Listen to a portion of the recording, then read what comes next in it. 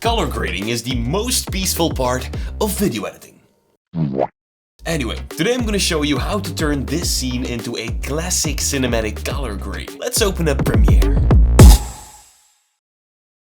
As you can see, I grabbed a screenshot from one of my favorite movies ever, and I'm gonna use this one as a reference throughout the entire video. I want my shots here to kinda look like Star Wars. Alright, step 1. Setting up your footage correctly. Many cameras and smartphones nowadays allow you to film in a log color profile. That looks like this, very flat. The reason for that is that log gives you way more dynamic reach, which then gives you more control and better quality when color grading. So what we have to do now is convert it to a Rec. 709 color profile, which will normalize our video. And then we're gonna add some creative color grading to it. Now to do that, open up Lumetri. Then go to settings, and the easiest way is to make sure the auto detect feature is enabled. That will detect which camera you're using and it automatically applies the right LUT. There are more ways to do this, so if you'd like an entire video about this, let me know. Alright, it's time for step 2.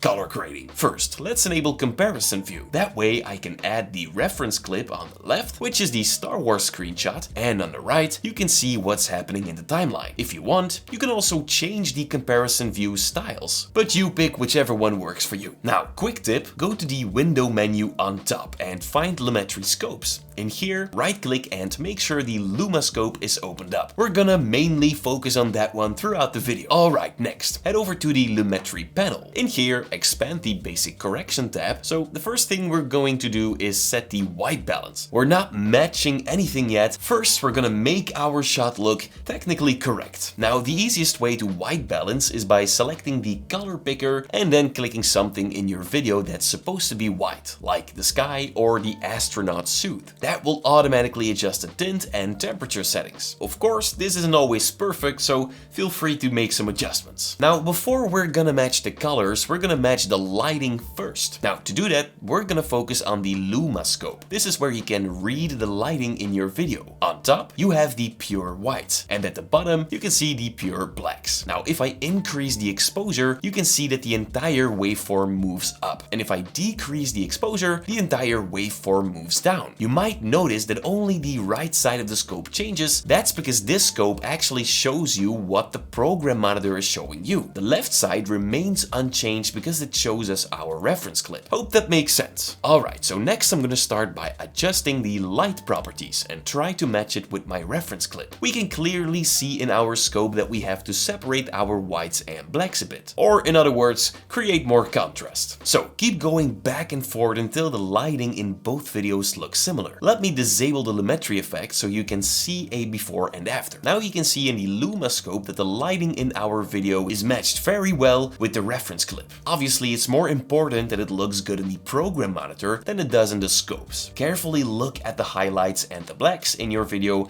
and compare them. Alright, next we're gonna match the colors and do some more creative stuff. But first I want to show you something that I've been using a lot recently to color grade my videos. It's called CineDream, and after installing, it can be used as a standalone app or as a simple effect in Premiere, DaVinci Resolve, Photoshop, and so on. Let's say I want to create these clips from earlier. Well, you can just select them all and drag the CineDream effect on top of them. Then go to one of the clips and open up CineDream in the effect controls. This is a color grading tool that completely destroys Lumetri. Once it's open, you'll notice the big preview panel, the scopes at the bottom, and the basic settings at the right. Now, before you'll get into that, you can actually apply an input color profile first. Remember, we went from log to Rec. 709? Well, that's what happens here. There you go. Now, before you can start correcting, you can apply one of these CineDream presets, which is a great starting point. On the right, you'll find the basic correction sliders, but instead of using them, you can also use the tools directly on your video. For exposure, just hit E on your keyboard. Click and then drag up or down to increase or decrease it. If you hold down Shift, your adjustments will be more precise. For contrast, hit C on your keyboard. Again, click and drag to adjust it, and there you go. Also works for temperature, tint, and all of these. This workflow feels like it gives you much more control. On top, you can hide your current grade or enable the split view. Very useful.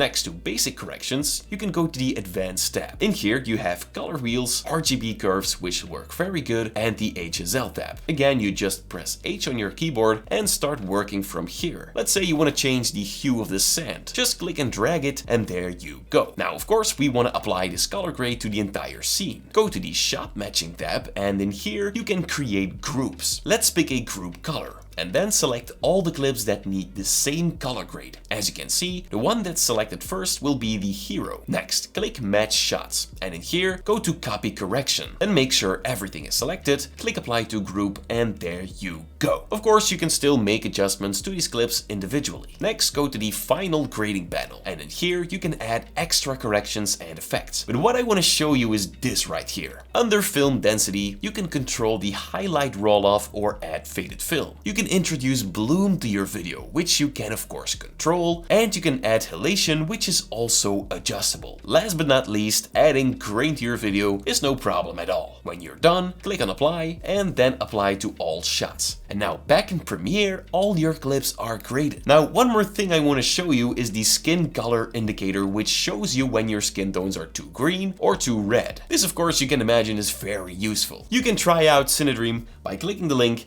down below. Thank you CineDream so much for sponsoring this video. Alright, so we've just matched the lighting, now we're gonna do the colors. So first let me close the basic correction tab, skip the creative tab, and jump straight to the curves tab. In here you'll find the RGB curves. With this one you can also play around with the lighting of your clip. On the left you'll see the shadows, and on the right the whites. And a very common technique to add contrast is by creating an S-curve. But we're not doing that today, we're using the RGB curves to add tint to the shadows. And of course control the contrast at the same time. To do that, select the green curve, and at the bottom, click and drag that point to the right. That will add a pink tint into the shadows. You can also make it roll a little bit towards the mids and whites, but still, this is a very aggressive one compared to an S-curve. So what I do is add another point to make it roll a little into the shadows as well. You can always bring the second point down to bring the aggression back. There you go. Look at me playing with the shadows and the amount of control I get by doing this. Amazing, right? Okay, now it's time to play with the color wheels. So in here you can push a color or tint into the shadows of your video, the midtones and the highlights. You can also adjust the exposure for those ranges separately. Actually, we already did that with the RGB curve, so we don't have to do much in here. Now what I like to do is click the Apply Match button. This uses AI to match the colors of your video with the ones from the reference viewer. Sometimes it doesn't. I just like to try it out